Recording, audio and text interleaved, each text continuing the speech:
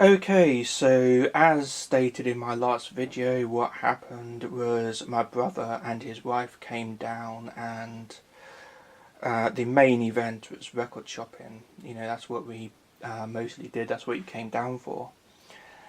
We went to an RSPCA charity shop where he found pretty much Dr. Hook's entire discography, at least all of their LPs. As far as I know, he had a whole bunch of them. Apparently, he accidentally put back Sloppy Seconds, and instead accidentally brought a best of album. And he contacted me on Facebook rather cheekily and says, would you mind picking up this record for me if you catch it in time? And then, you know, I'll either pay you back or I'll trade you for this best of album that I picked up. And I said, sure. And I thought, well, you cheeky little git, because I could have bought it and, you know, kept it for myself. I mean, I bought it for him. But that's his management skills, you know, kicking in right there. You know, cheeky little git. But while I was there, I picked up a load of other things as well. Since I didn't bring, you know, buy any 45s, I thought I'd show you these. These, of course, are the free DVDs that you get from papers and things like that and magazines. And yeah, ages ago I went to a charity shop and they had like a box of these things, and I was flicking through them, and I think it was something like they wanted 25p each.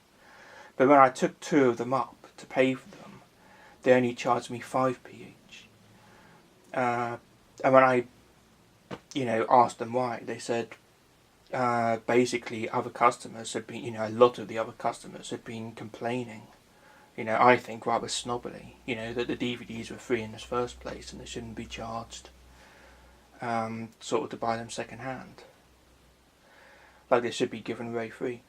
And the next time I went into a charity shop, it turns out they weren't allowed to resell them at all. They're not supposed to resell them at all, and they always kind of ask for a donation instead. Now, I think I paid £1 for all of these. Normally I pay like £2 at the very least for like 10 discs or so, you know, that I pick out. And they kind of look at me as if to say that's way too much, but it's a charity, isn't it? You know, I'm kind of donating. It doesn't matter how much I donate. I'm not I don't really know how much they're worth. To be honest, I certainly wouldn't buy them for £1 each. You know, as you can see, I kind of like this particular charity shop because it's right in the heart of Horse County, as it were. And I don't know, I always find, whenever I go there, I always find some interesting equestrian kind of DVD that I wouldn't be able to possibly find myself. I think this first one came from like Your Horse, or, you know, one of these magazines you can just pick up from Smith's.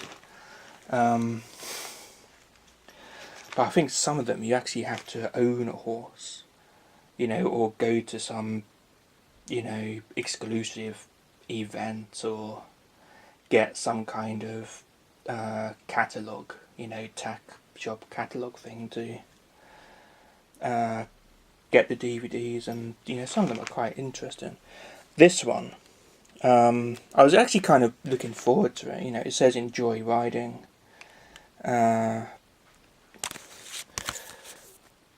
I think it's over 120 minutes, and I thought, you know, this will be great. You know, they'll sort of go out sort of horse riding and talking. It'll be a lot of fun.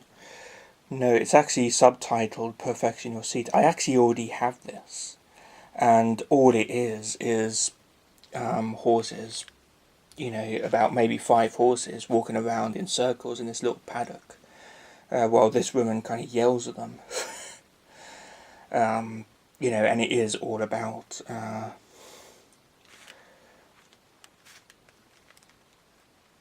you know, basically how to sit on a horse. Let's say it's not particular. I mean, it's kind of nice, but it's not particularly interesting. I actually found 3 of them. Normally I find 1, and I found 3 of them this time. Which I kind of put down to karma. This is natural horsemanship. This is one that I'm particularly looking forward to. It doesn't have a run time, but it does have a nasty mark on it. I don't know if that's picking up, so I don't know if that's going to play very well. Not, it depends how long it is, I suppose. Does that say? No. Oh, this was given away with Horse and County magazine. That's not special, but it's not one that I've got either. And this one's called Worming Your Horse, an Inside Story. It's about 20 minutes long, and I believe worming your horse is, you know, it involves, you know, sedating your horse and sticking your hand up his arse, basically. So I don't know what that's going to be like.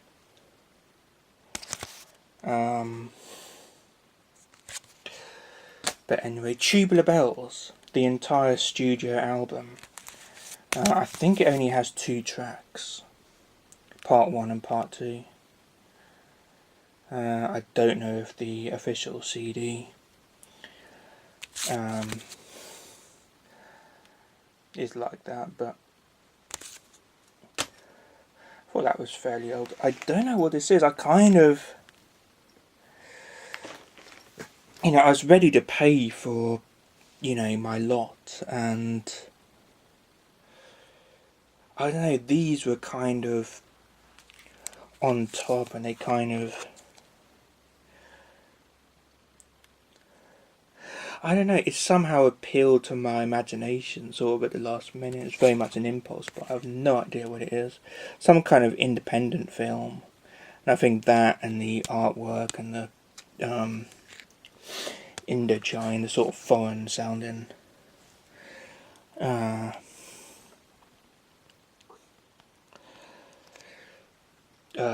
title kind of caught my imagination, but I have no idea what that's going to be like.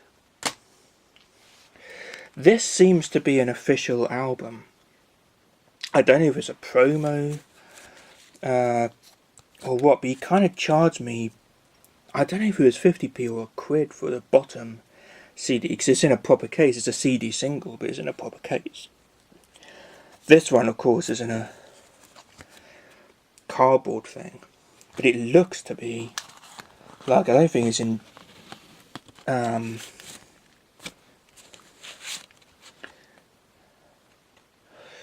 know, it doesn't have anything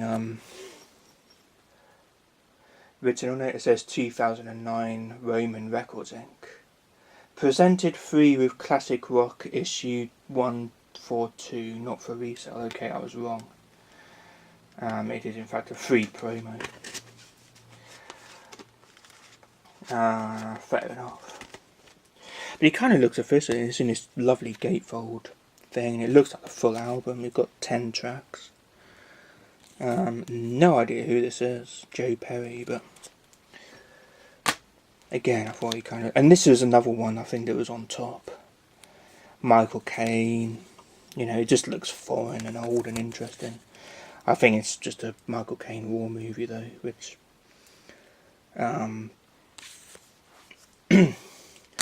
I'm not particularly interested in, but you know, you never know. Pub Quiz. I thought this was a good find. These are normally relatively expensive if you buy the official versions. Great Expectations. You know, I love it when I find things like this.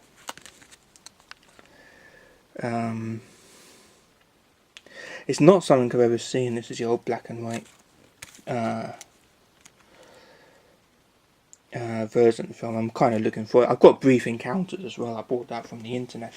Yeah, I bought the Brief Encounters one and Clockwise from the internet because those are two that I've had which I've lost or whatever. And I've never seen Brief Encounters, and you know, I really like Clockwise, so I bought those from the internet, and they were at this bloody charity shop, weren't they? So I could have got them for free. I think they cost me like £1 each or something from the internet, but never mind. Angelina Ballerina. This is the older white two-dimensional Angelina Ballerina, which I'm a huge fan of. I've got all of her official DVDs. I don't know if I have these 2 episodes. I seem to recall... Yes, she released a CD, which I also have, just of ballet music, basically, and you know, the character Angelina Ballerina sort of presents each piece. But they released a special edition of that CD, which had a DVD, you know, with it, and I think that had an episode that I did have and an episode that I didn't have, and consequently, and I think I got one on VHS, which wasn't released on DVD, but I think it had something to do with her brother,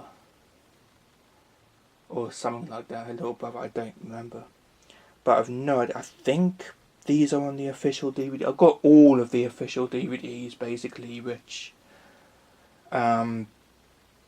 they released of this old, you know, not of the new CGI pink crap that airs on Nickelodeon now, but, you know, the original, you know, the original one. I've got all of her official DVDs, and, yeah, I just picked that up just in case. I mean, it's free. Anyway, more of this. Godzilla. Oh, this was a good find as well. This is made apparently in the 70s, I believe. I'm sorry, the 1954. I don't know anything about the Godzilla movies. I don't know how original this is. I thought Godzilla came out around the same time as Frankenstein in the 30s initially. So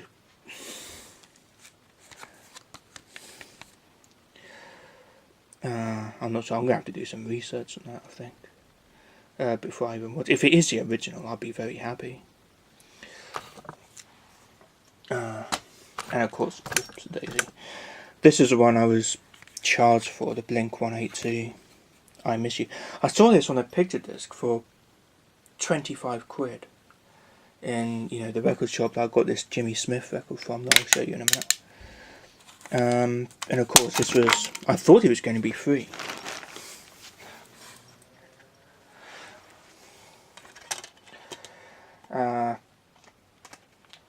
I honestly thought it was going to be free, but I think he charged me like 50p for it, 'cause it's in this. You know, to be fair, that album turned out to be a promo. Anyway, but this was in a freebie box. This was in the same box with a number of other, you know, kind of CDs. And there's CDs that don't have covers and are knackered, and, you know, there's kind of all sorts in there. You know, you can sort of buy, you know, officially released stuff, you know, as well, you know, as these kind of promotional things from that. So I did expect him to sort of give me that as a donation, but, you know, it didn't happen. Jimmy Smith, yeah, this one cost me 7 quid. This was one I mentioned on the last video. There's the MGM Lion logo. it has only 4 tracks. Rather cleverly. Where is it? Yeah, it sort of advertises itself on the back, along with all these other records. And it has these 4 tracks, which are 8 minutes, 6 minutes, 6 minutes, and 8 minutes. And of course, they're all live, and it's all Jimmy Smith. Yeah, and that's what I mean. The record itself kind of looks cheap and nasty. You know, judging by the label. You know, you don't get that groovy lion sort of thing. It looks kind of... I get the feeling this is like an American copy. Like in the UK, this would be on Verve. But they didn't have a Verve. This is the only one they had. And the Verve label actually looks, you know, more expensive. These are all acrid unless otherwise stated. This, I thought, you know, I was thinking of my sister when I saw this, because it kind of looks like traditional, old school, traditional folk songs, which is kind of what she's into. And yeah, of course it has, you know, some of the sheet music on the cover, which is, which I think is kind of groovy. It's on the Arc label. It has, you know, when I was reading it in a coffee shop, after I bought it, it has the Quartermaster stores, which is, yeah, that would be interesting. I don't know if there's ever... It's kind of like a, almost a children's song where you kind of, you know, you sort of have to think of things that rhyme with the names of people that you know.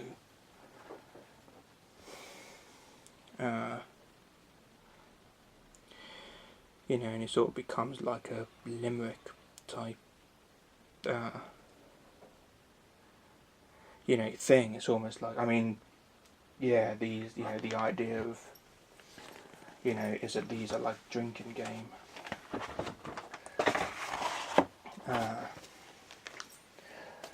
Songs, but I'm not sure if there's ever any official, you know, official lyrics with, you know, set names. Or whether they just use their own names. It's another thing I'm going to have to look up, I suppose. Jelly Bean. This confuses me. It has Jingo, which is the song I remember. I know it kind of looks like 80s pop, but the way I remember it is kind of this weird 80s dub acid strange dance thing. I don't even remember being on Christmas. I sort of remember it being almost like a precursor to these, you know, to this kind of acid house type music. You know, and you could sort of call it old school house. It's 1987 though, so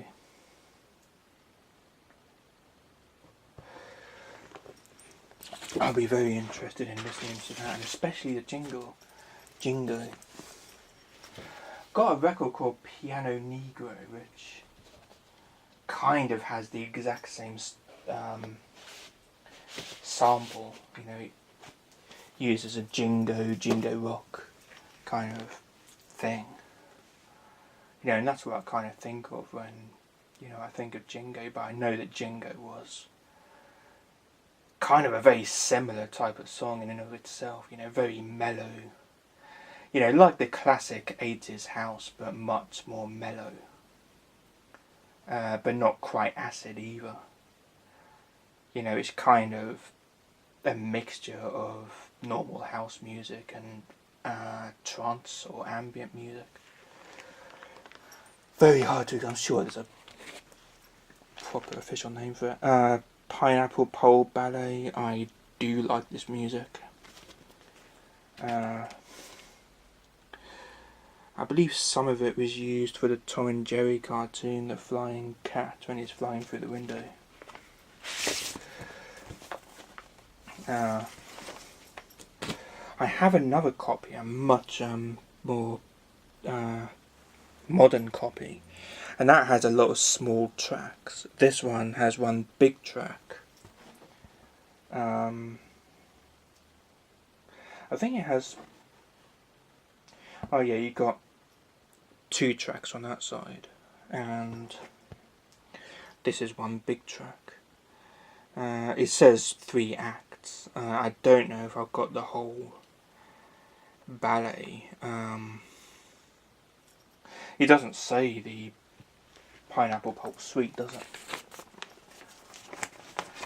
It says you get the entire ballet. But this being an old record, I would assume that my other record, also has the entire ballet. Therefore, but I guess it's just presented differently. The other, record kind of has each track, each scene separately.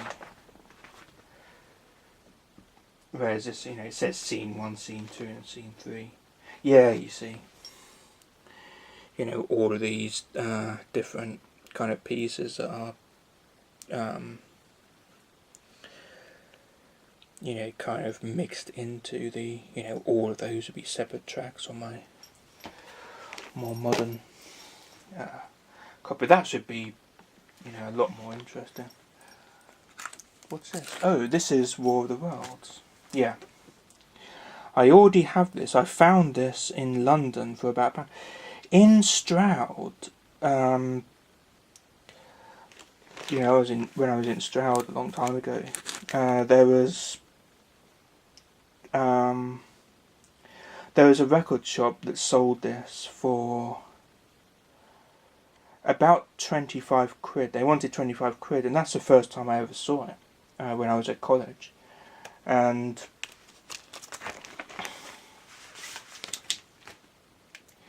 yeah, it'd be kind of interesting to know if this... I seem to remember that one had an orange label, whereas this has the standard...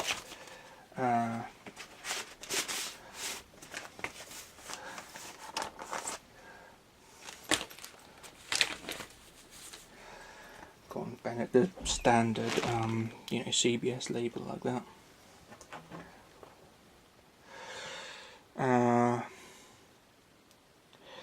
But I'm pretty sure, I don't know about the one that, cost like 25 quid, at least 25 quid, it might have been in the 40s. It was a ridiculously expensive record shop that was only there for a very short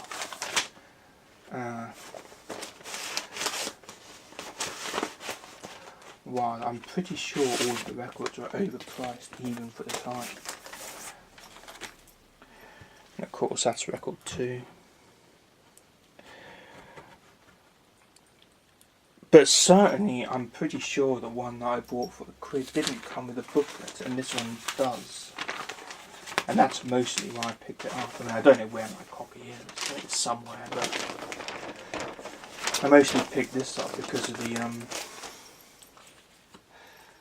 booklet. It's probably a much better copy as well.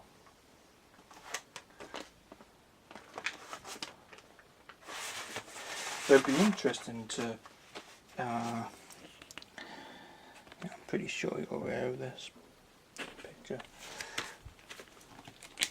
It would be interesting to find out that this was the 25 quid copy, which I've got for £4. That I saw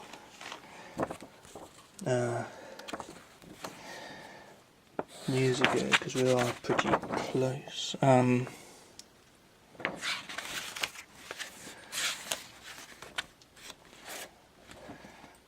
Yeah, it's kind of an interesting booklet, which I've never seen before. I've seen numerous copies of this album. I don't think I've ever seen this booklet before. I mean, maybe my other copy does come with a booklet, and I'm going mad, but I'm pretty sure I've never seen that before. And the guy in the charity shop was kind of talking to me about it, saying, oh, he had like so many copies of the album, and then he lent it out to people and never got it back and had to rebuy it. And he eventually saw it on CD, and he's going to buy it and keep hold of it. TNT for 2, this is like a comedy. Right, I don't know how old it is. Of course, it's volume 3. What was this? $2.95. I don't know if you caught that. Yeah, it says, MB, this record is only for the unshockable and definitely not for children. So, I don't know, I've never heard of him.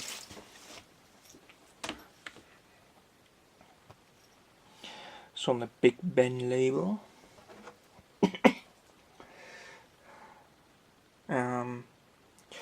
I assume it's like stand-up comedy or something.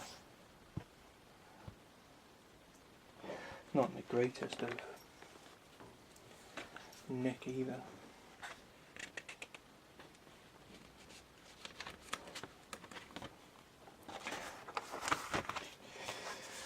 Or is it Blaster Baits? Yeah, I've got no idea.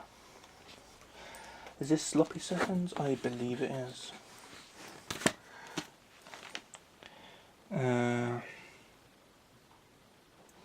This is of course the record he asked me to pick up, which is his. You know, I've got no problem with that whatsoever. But I am going to listen to it. But I've actually got one that not this one, but another CBS one, which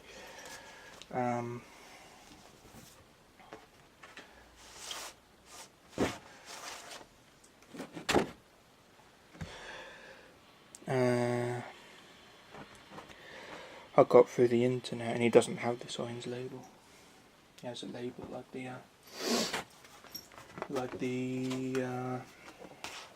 All the World's before.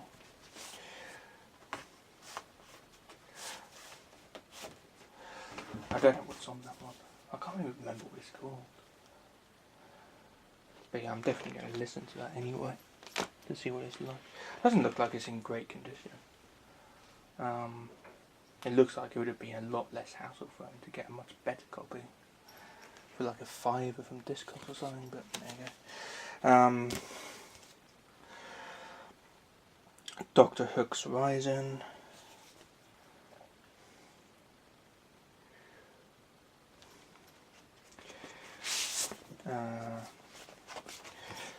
That's kind of good. Bloody hell. Left sheet and all that. Of course, on the Mercury label.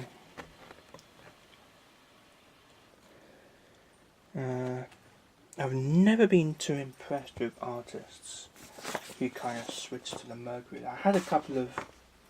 It was either Boomtown Rats or I think it was Boomtown Rats. They made 2 albums, didn't they? And then I'm pretty sure it was the Boomtown Rats and not, what's his name, from Boomtown Rats, which are kind of on the Mercury label, and they were horrible. And I've also got a Harry Nilsson record, who was recording for RCA, but he moved to Mercury, and that one's terrible as well. They kind of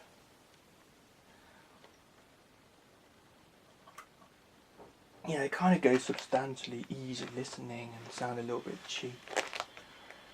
I feel I've got a Billy Connolly one as well, which is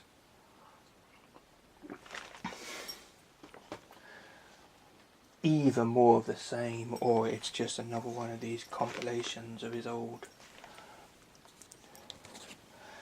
stuff which every label kind of released. The old Atlantic stuff, or transatlantic even. This is another Dr. Hook, Players in the Dark.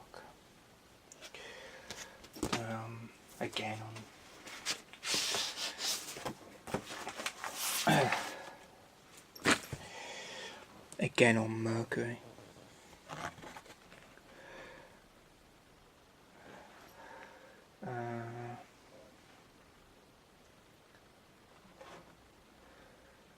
Yeah, 1982, basically.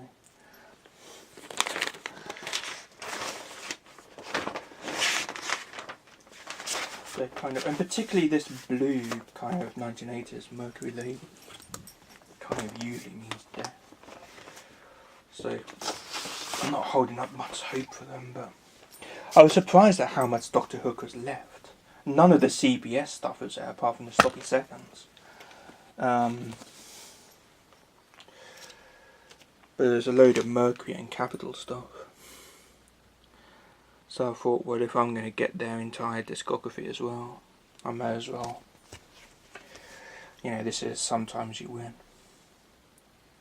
You know, I could get their entire discography as well, but I may as well buy the crapper ones cheap. This is from the late 70s, 78 and 79. Yeah, it's basically released in 79, I think.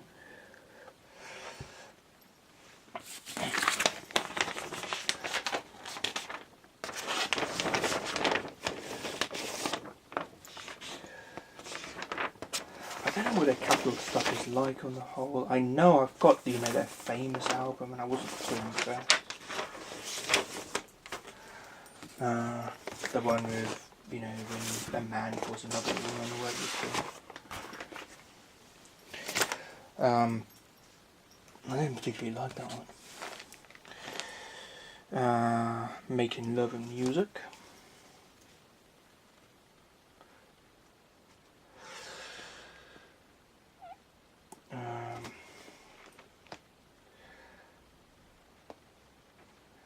Just sort of making sure that I haven't messed up. And that's kind of got an unusual label.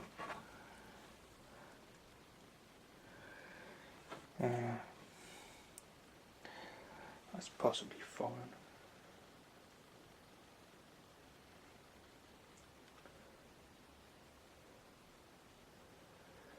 Yeah, I think that's an American copy. Railway Stories.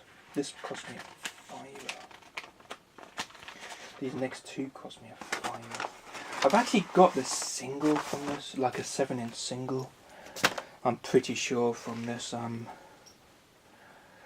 album, and my memory is it's on the Durham label, which is really odd. It might be on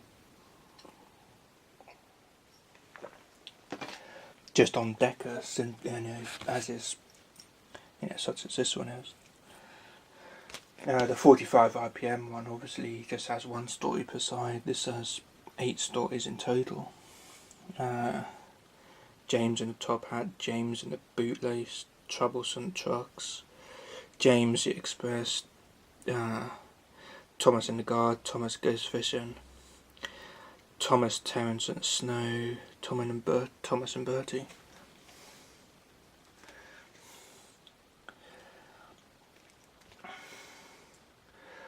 I would think by 1972. This was very much pre Thomas the Tank Engine TV show, and yeah, as we know, the stories were originally called Railway Stories. They were probably still only known as the Railway Stories when this was put out. The 45 RPM one has a white label, and it has like a picture of Thomas kind of in the centre pop out bit. I wish I could find it. I wish I knew where it was.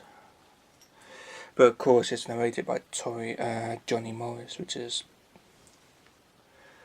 kind of why I bought it. You know, and the fact that it's kind of old and definitely you know, it's definitely not an endorsement of the look how scary that is. It's definitely not the endorsement of the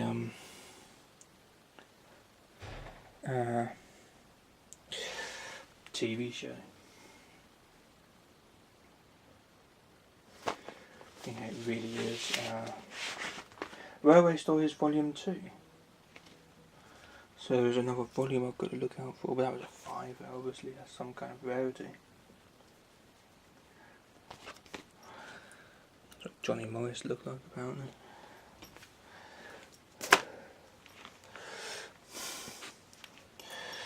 And this Record Shack compilation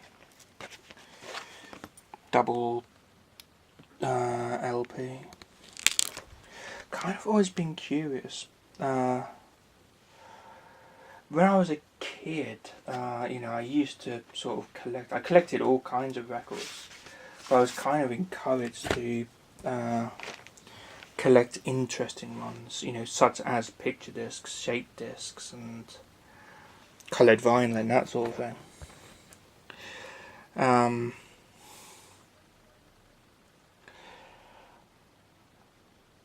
You know, and kind of interesting ones, like we had a Elvis Presley one, which I think is worth something, like a Christmas one, which had a huge label. Similar to one which I might have handy, actually.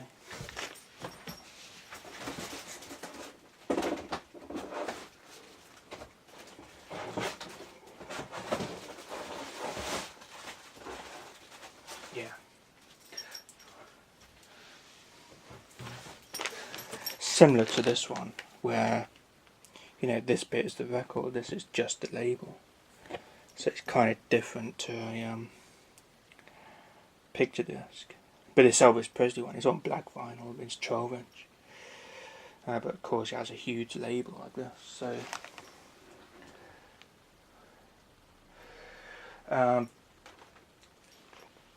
I guess at the time 12 inch singles were kind of, you know, in that realm, that's side 4, in that realm of kind of limited edition. You know, it wasn't usual to sort of release something on a 12 inch disc, you know, and they're usually kind of limited edition things. And they found one and they said, oh, you should buy this. It's like that Elvis Presley thing, you know, even though it's looks like an LP, it kind of spins at 45 and it's really just a single. You know, but it's big. And he was on this label and he was cold shouldered by Evelyn Thomas, the first person. And it was a really good record.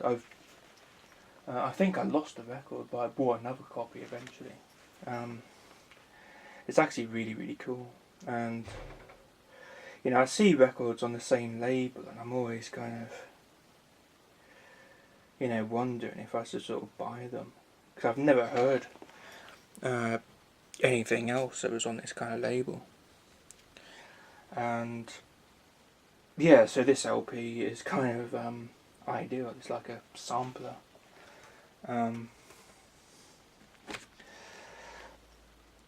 Album. So yeah, those are my pickups, I guess.